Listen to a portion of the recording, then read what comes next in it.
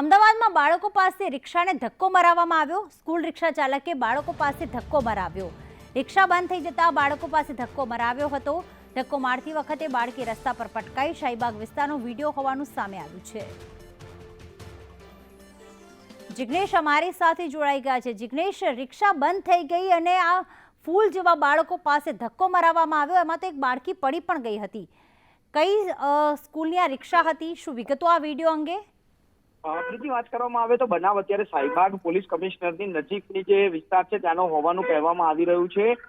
મહત્વનું છે કે સ્કૂલ રિક્ષામાં અથવા તો બાળકો પાસે બાળમજૂરી કરાવવાના ઘણા કિસ્સા સામે આવતા હોય છે। સ્કૂલોમાં પણ બાળકો પાસે સાફ સફાઈ કરાવી કે ઈંટો ફેરવવાના વિડીયો અગાઉ પણ સામે આવી ચૂક્યા છે। ત્યારે વધુ એક બનાવ જે સામે આવ્યો છે તે અમદાવાદના શાહીબાગ વિસ્તારનો છે કે જ્યાં જે સ્કૂલ રિક્ષામાં જે બાળકો સ્કૂલે જઈ રહ્યા હતા તે પહેલા તેમની સ્કૂલ રિક્ષા બંધ થઈ જતા સ્કૂલના જે રિક્ષાના ડ્રાઈવર છે તેમને તેની પાસે ધક્કો મરાવડાવ્યો અને જ્યારે ધક્કો મારતા એક બાળકી પડી ગઈ ત્યારે અન્ય બાળકોએ તેને ઊભી કરી હતી।